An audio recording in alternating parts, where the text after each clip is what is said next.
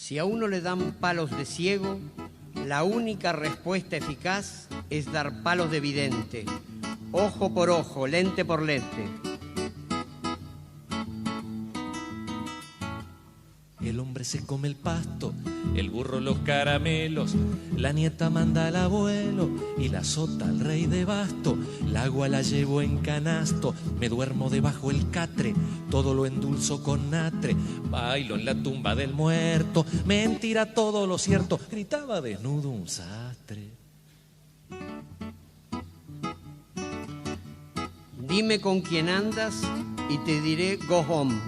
Go home. Go home. Yankee, go home.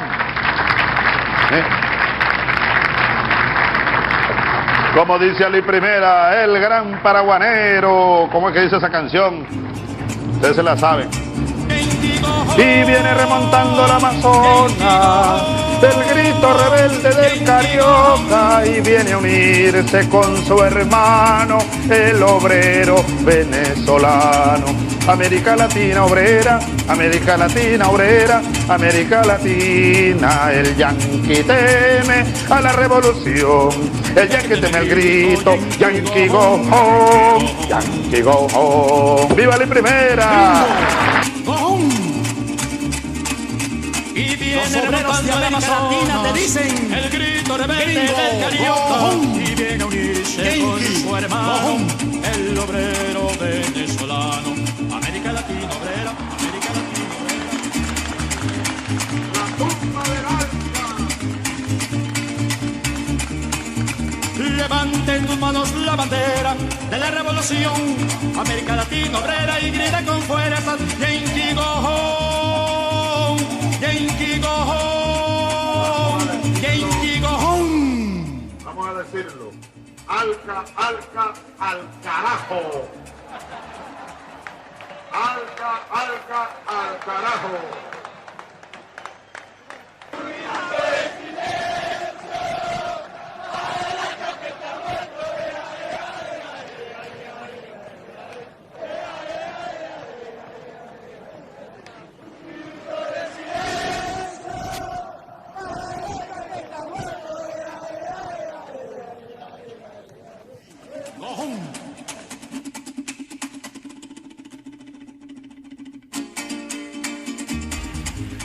El contexto previo al Nuevo Alca hay que verlo en la ruptura del sistema bipolar.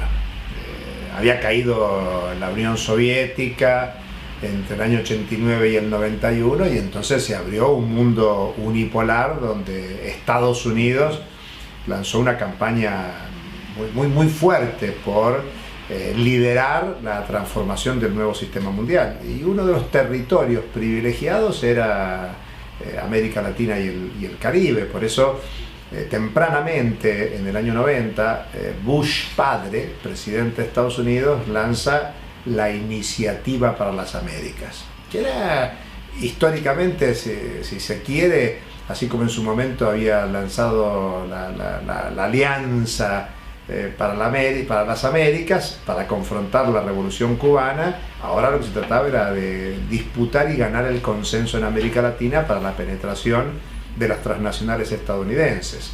Año 91, Bush padre consolida su Iniciativa para las Américas, y en el año 94 ya Clinton en el gobierno convoca al ALCA.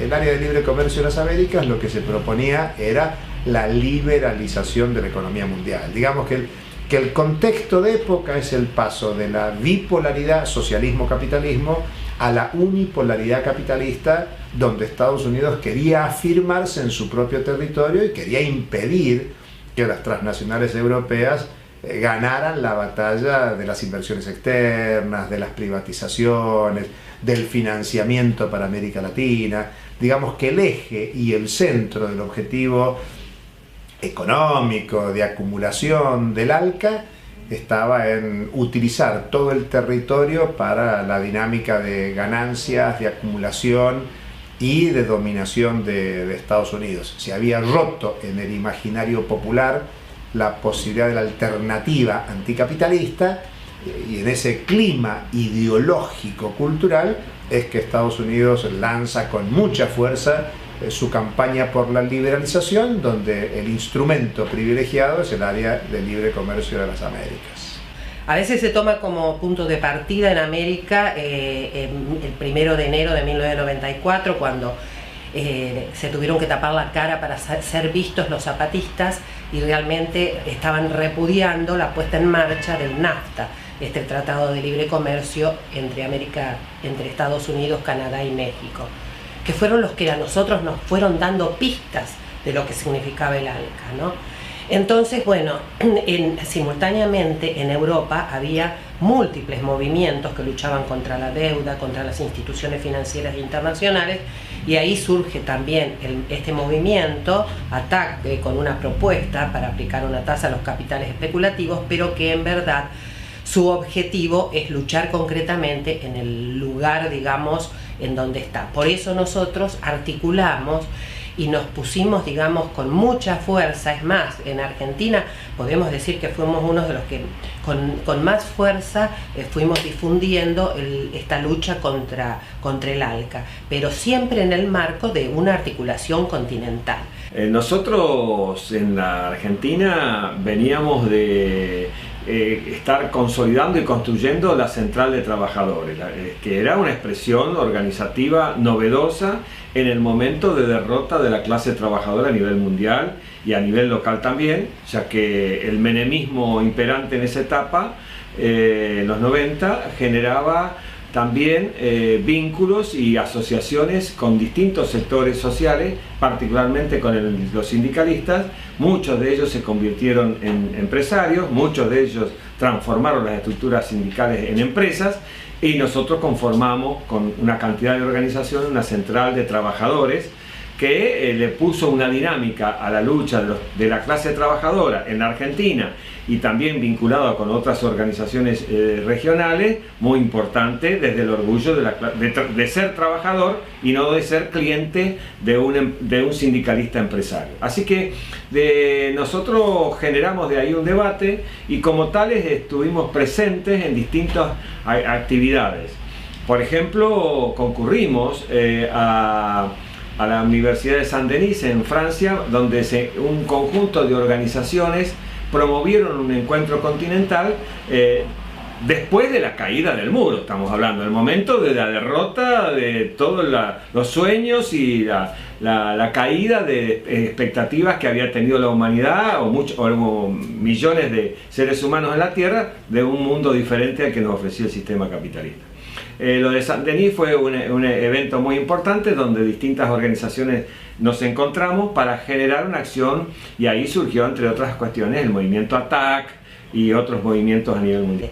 La unidad se construye en la lucha, se construye en el andar, y realmente lo más rescatable de este proceso del no al ALCA, de todos estos años que luchamos, porque podemos decir que comenzamos en 1998, que fue la primer cumbre de los pueblos en Santiago de Chile, en paralelo a la segunda cumbre de presidentes.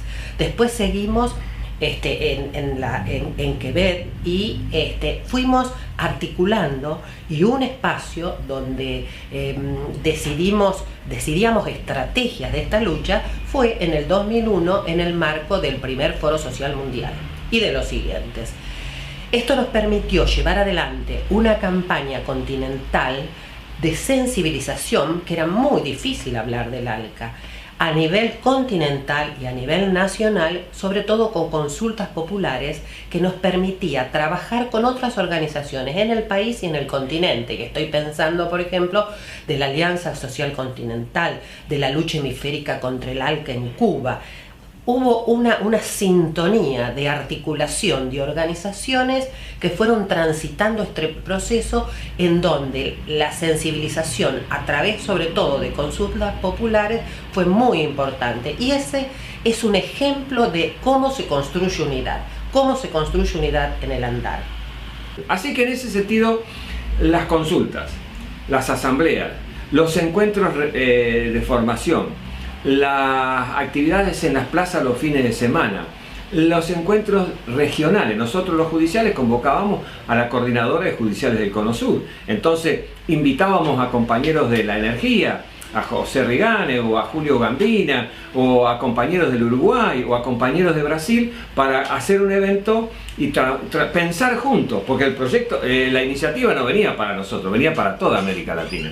Entonces en ese marco fue que se crearon las condiciones. Llegamos al momento de los últimos días que desde la CTA y de las organizaciones decidimos que esa fecha iba a haber dos grandes episodios. Primero, una cumbre de los pueblos en el Mar del Plata, cumbre nuestra, no la de los presidentes que se hacía, sino una cumbre nuestra, de los pueblos, de los trabajadores, de los pueblos originarios, de los explotados, de los excluidos, y los presidentes reunidos en otro ámbito. Ahora, para eso, ¿qué hicimos? Rodeamos ese episodio con representaciones de toda América Latina y el mundo, pero también generamos un paro y una acción nacional, que eso fue el 4 de noviembre, y ese 4 de noviembre significó que en todo el país hubo paros, movilizaciones, hubo acciones impresionantes, que significó que el repudio de la Argentina, el repudio del pueblo argentino, se expresó en Mar del Plata masivamente, pero se expresó en Ushuaia, se expresó en La Quiaca, en Posada, en Mendoza y en todo el resto del país, diciéndole no al ALCA. Eso fue el resultado de una inmensa construcción colectiva que contribuyó seriamente a que la iniciativa no pasara.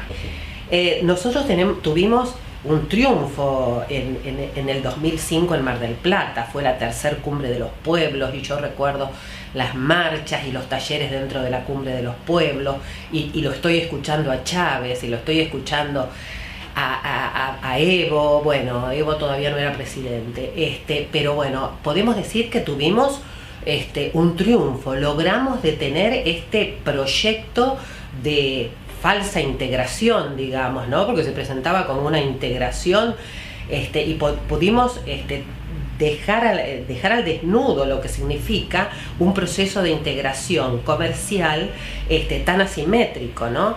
Pero lamentablemente se fueron dando en el mundo, entramos en esta profunda crisis capitalista global.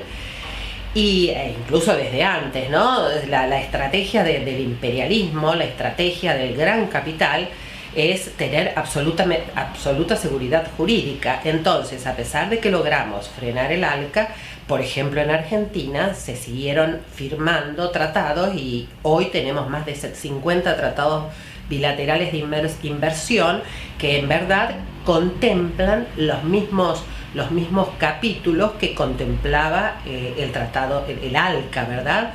Y que nos remiten ante la solución de controversias relativas a inversiones, nos remiten a un tribunal internacional que se forma, pertenece al Banco Mundial, pero que se forma pero en verdad lo que está hoy, la ofensiva de tratados de libre comercio en toda su forma, es muy importante porque digamos, la crisis hace que las corporaciones transnacionales cada vez exijan mayor seguridad jurídica. Por lo tanto, hay una red, una malla con múltiples tratados.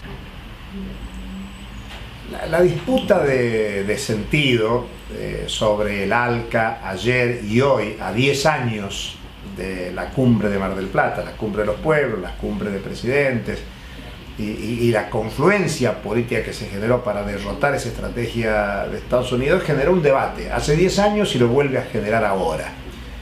Primero, si alcanza con decir no al ALCA. Bueno, fue un éxito del movimiento popular. En el mundo se sintió como una derrota de George Bush, que había venido a la Argentina en el noviembre del 2005 en Mar del Plata a reinstalar la discusión por el ALCA. Sin duda que hoy la lucha contra los tratados de libre comercio continúa, porque efectivamente la derrota de Bush, del imperio, de las transnacionales en ese momento fue muy importante. Ahora eso no significa que el imperio, que los presidentes de Estados Unidos que vinieron después, que los grupos económicos se van a poner a llorar en un rincón de la casa. No, generan nuevas iniciativas, ponen en marcha otros mecanismos. quiebran a otros dirigentes, compran dirigencia sindical, social, política de turno y avanzan en proyectos de libre comercio. Fue un triunfo decir no al ALCA, pero la estrategia de las transnacionales, de Estados Unidos, de los principales países capitalistas, incluso muchos gobiernos de la región, se mantuvo y no abandonaron la lucha por organizar el libre comercio. La liberalización de la economía continuó y uno hasta puede pensar de forma más agresiva. Claro, no tuvieron el objetivo de máxima y van por ese objetivo de máxima. Ahora es la Alianza para el Pacífico es la que retoma la agenda planteada respecto del ALCA. Los tratados bilaterales de inversión, Argentina es el país que más tratados bilaterales de inversión suscribió en la década del 90 y por eso mantiene aquel proyecto originario. Yo me animaría a decir que el debate fue derrotar al instrumento ALCA, pero no se ha derrotado la estrategia de liberalización, de libre comercio, de libre competencia, de libre cambio.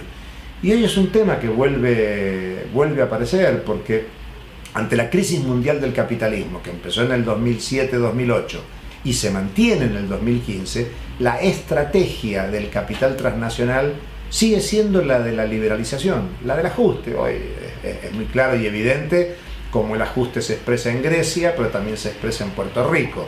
Dos países que han entrado en cesación de pago, uno en Europa y otro en América Latina, aun cuando Puerto Rico es Estado libre asociado de Estados Unidos. Entonces te diría que aquellos problemas que había hace 10 años vuelven ahora de una manera distinta, porque primero en la memoria de los pueblos está que se pudo enfrentar y derrotar al ALCA, como en estos días el pueblo uruguayo pudo enfrentar y derrotar el intento secreto del Uruguay de insertarse en las negociaciones por el TISA. Y el debate de fondo sigue siendo hoy como ayer, si alcanza con críticas al neoliberalismo o hace falta instalar un debate contra el capitalismo. Esto es mucho más complejo, más serio, es una estrategia de fondo y me parece que los desafíos que tiene el movimiento popular en la actualidad es discutir más a fondo con el movimiento popular de que hace falta una dinámica de movilización popular consciente de que el problema no es el neoliberalismo como tal, sino que es el capitalismo. Y eso nos lleva a pensar en estrategias alternativas, en construir nuevos imaginarios sociales y por lo tanto entonces ya no alcanza el no al ALCA, sino hay que pensar cuáles son los sí de la integración. Y felizmente en este tiempo han aparecido algunos sí, como puede ser el ALBA-TCP, la alternativa bolivariana de los pueblos de América, tratados comerciales de los pueblos, pero también la estrategia de lucha por la soberanía alimentaria, por la soberanía energética, por la soberanía financiera. Digamos que esta es la novedad y lo interesante. Complicada situación, pero los pueblos ya han descubierto algunos sí. Ya no solo se trata de decir que no, sino empezar a decir qué es lo que queremos para construir el nuevo tiempo de transformación, de emancipación, de liberación de los pueblos de nuestra América.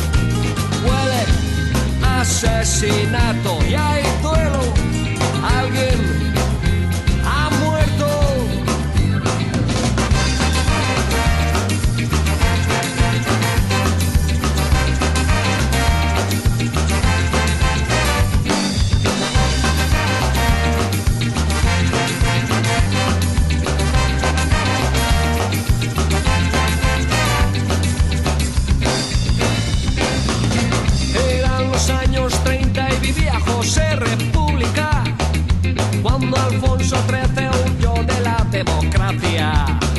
Eran los años de libertad como bandera.